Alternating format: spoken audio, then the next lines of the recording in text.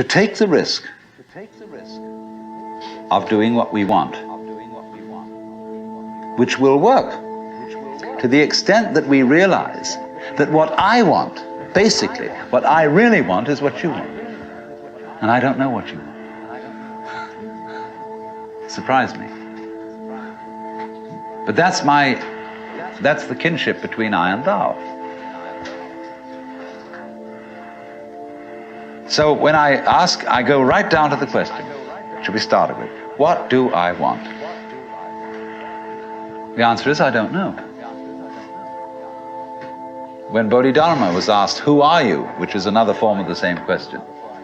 He said, I don't know. Planting flowers to which the butterflies come. Bodhidharma says, I know not. I don't know what I want. Well, when you don't know what you want, you've reached the state of desirelessness. When you really don't know. But you see, there's a beginning stage of not knowing and there's an ending stage of not knowing. In the beginning stage, you don't know what you want because you haven't thought about it, or you've only thought superficially. Then when somebody forces you to think about it and go through and say, yeah, I think I'd like this, I think I'd like that, I think I'd like the other, that's the middle stage. Then you get beyond that. Say, is that what I really want? In the end you say, no, I don't think that's it. I might be satisfied with it for a while and I wouldn't turn my nose up at it, but it's not really what I want. Why don't you really know what you want? 2 reasons that you don't really know what you want. Number 1, you have it. Number 2, you don't know yourself, because you never can. The Godhead is never an object of its own knowledge. Just as a knife doesn't cut itself, fire doesn't burn itself, light doesn't illumine itself. It's always an endless mystery to itself.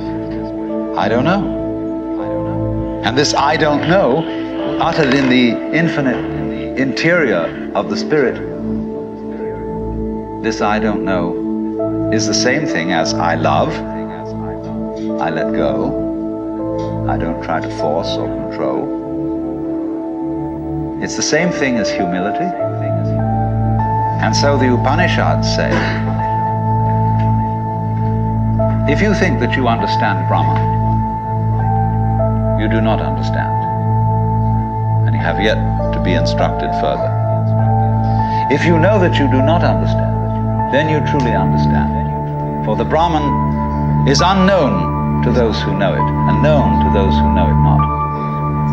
And the principle is that any time you, as it were, voluntarily let up control, in other words, cease to cling to yourself, you have an access of power.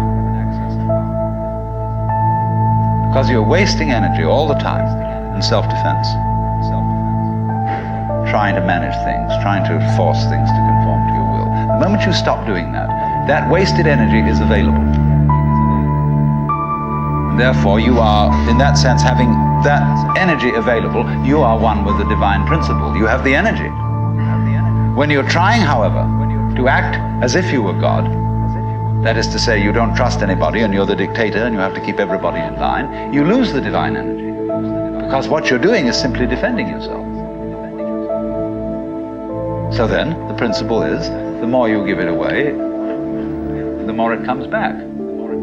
Now you say, I don't have the courage to give it away. I'm afraid. And you can only overcome that by realizing, you better give it away because there's no way holding on to it. The meaning of the fact, you see, that everything is dissolving constantly, that we're all falling apart, we're all in a process of constant death, and that the worldly hope men set their hearts upon turns ashes, or it prospers, and like snow upon the desert's dusty face, lighting a little hour or two, it's gone. You know, all that Omar Khayyam jazz.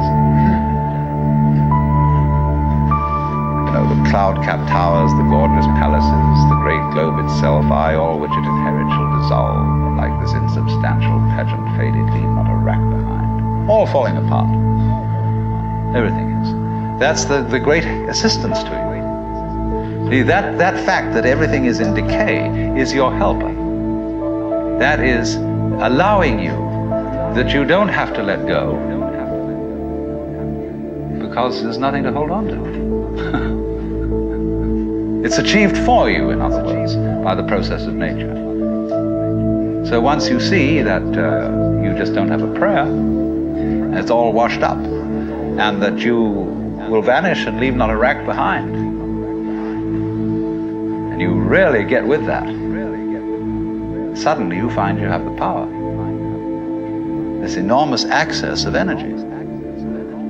But it's not power that came to you because you grabbed it. It came in entirely the opposite way. The power that comes to you in that opposite way is power with which you can be trusted.